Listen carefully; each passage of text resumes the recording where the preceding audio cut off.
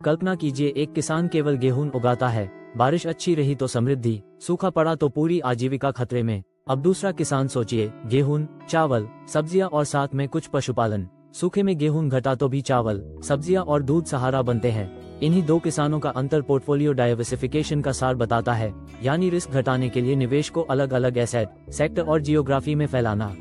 आप जानते हैं 93% ट्रेडर मार्केट में पैसा खो देते हैं।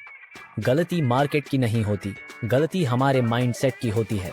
मैं हूं जीसी शर्मा, घर घर इन्वेस्टर का संस्थापक और पहले था head of financial education at national stock exchange. 30 साल से मार्केट में हूं और मेरा मिशन है trade with discipline, not emotion. स्वागत है आपका बाउंस बैक ट्रेडर में, भारत के ट्रेडर के लिए एक मुफ्त यूट्यूब लर्निंग सीरीज, जहां हम सीखेंगे कैसे हर लॉस को लेसन बनाया जाए। पोर्टफोलियो डाइवर्सिफिकेशन का मतलब है अलग अलग एसेट क्लास और सिक्योरिटीज में निवेश बांटकर कुल रिस्क कम करना। एक ही स्टॉक, बॉन्ड या एसेट पर निर्भर रहने के बजाय मिश्रण बनाइए, ताकि किसी एक हिस्से का कमजोर प्रदर्शन पूरे पोर्टफोलियो को न बिगाड़ दे। आधारभूत सिद्धांत सरल है, एक ही आर्थिक घटना पर अलग अलग एसेट अलग तरह से प्रतिक्रिया देते हैं। उन्हें मिलाकर रखने से वोलेटिलिटी घटती है और समय के साथ रिटर्न स्थिर होते हैं। डाइवर्सिफिकेशन कोरिलेशन की वजह से काम करता है, यानी दो एसेट एक दूसरे के सापेक्ष कैसे चलते हैं। कोरिलेशन +1 के पास राइट पॉइंटिंग एरो दोनों एक दिशा में, कोरिलेशन -1 के पास राइट पॉइंटिंग एरो एक बढ़े तो दूसरा घटे। अच्छा डाइवर्सिफाइड पोर्टफोलियो कम या निगेटिव कोरिलेशन वाले एसेट मिलाकर बनता है। जैसे इक्विटी गिरे तो कई बार बॉन्ड्स बढ़ते हैं और गोल्ड अक्सर डाउनटर्न में सेफ हेवन बनता है।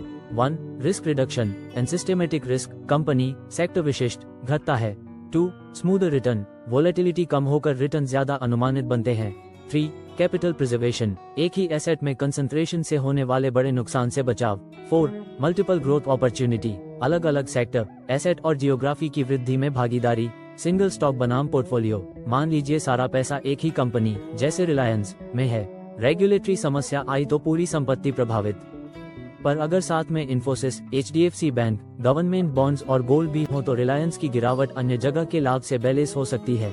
ग्लोबल डाइवर्सिफिकेशन, 2008 में जिन भारतीय निवेशकों के पास US इक्विटीज भी थीं, उन्हें आंशिक सुरक्षा मिली। घरेलू बाजार तेजी से गिरा, पर कुछ इंटरनेशनल एसेट्स ने प्रभाव कम किया।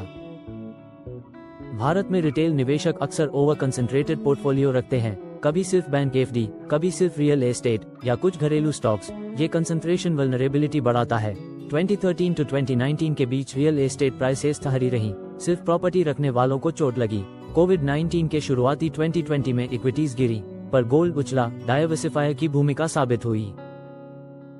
आज भारतीय निवेशकों के पास बहुत विकल्प हैं, mutual funds, ETF, international funds, bonds, sovereign gold bonds, SGB और REITs, जिनसे सच्चा डाइवर्सिफाइड पोर्टफोलियो बन सकता है। 1. Asset allocation and stock selection, लंबे समय के 80 to 90% रिटर्न अक्सर एसेट एलोकेशन से ड्राइव होते हैं, न कि परफेक्ट स्टॉक पिक से। 2. ओवर डाइवर्सिफाई मत करें, बहुत ज्यादा होल्डिंग्स से diversification right pointing arrow diversification, benefit flat, cost बढ़ती हो जाता है। 3. रिबैलेंस रेगुलरली, समय के साथ पोर्टफोलियो बहकता है, इक्विटीज बढ़कर शेयर ज्यादा ले लेती है, रिबैलेंस संतुलन लौटाता है। 4. टाइम होराइजन में भी diversify, short term liquid assets और लॉन्ग टर्म ग्रोथ एसेट्स का मिश्रण रखें। 5. थिंक ग्लोबल, सिर्फ एक जियोग्राफी तक सीमित न रहें, इंटरनेशनल एक्सपोजर घरेलू रिस्क घटाता है। सिर्फ इक्विटीज में निवेश करना, हमेशा आउट परफॉर्म मानकर स्थिरता की जरूरत भूल जाना, बॉन्ड्स और गोल्ड की अनदेखी, जबकि दोनों झटके सोखने वाले शॉक एब्जॉर्बर होते हैं। रियल एस्टेट में ओवर कंसंट्रेशन, संस्कृति से जुड़ा लगाव, पर पोर्टफोलियो इलिक्विड और रिस्की हो जाता है। पास्ट परफॉर्मेंस चेजिंग, पिछले साल टॉप रहे फंड खरीदना, जबकि विनर्स रोटेट होते हैं। डाइवर्सिफिकेशन अधिकतम रिटर्न के लिए नहीं, रिस्क एडजस्टेड रिटर्न ऑप्टिमाइज करने के लिए है। हर साल ये बेस्ट परफॉर्मिंग एसेट से कम दिख सकता है, पर लंबे समय में कैपिटल बचाता है, तनाव घटाता है और स्थिर धन सृजन करता है। इसको मैराथन समझिए, स्प्रिंट नहीं। जल्दी अमीर मानसिकता से लगातार निवेशित रहकर स्थिर वृद्धि की सोच पर शिफ्ट कीजिए। इन्वेस्टर ए, सारा पैसा इक्विटीज में, कोविड आने पर पोर्टफोलियो अप्रोक्सीमेटली 35% गिरा, घबराकर घाटे में बेच दिया। Investor B, 60% equity, 20% bond, 10% gold, 10% international ETF।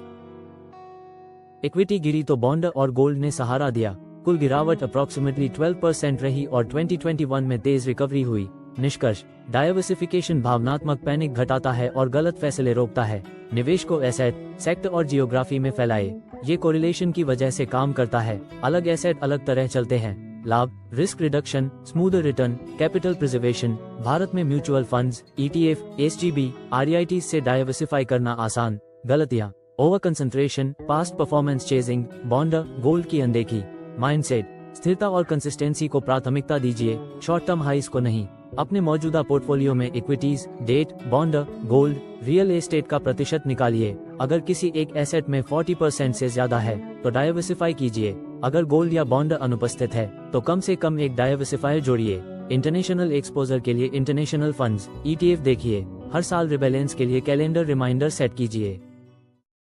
आपने बाउंस बैक ट्रेडर का एक और लेसन पूरा किया। याद रखिए, trade with discipline, not emotion. Channel को सब्सक्राइब कीजिए, नीचे अपने कमेंट दीजिए और अगले वीडियो में मिलते हैं। आइए इस कहानी को बदलते हैं।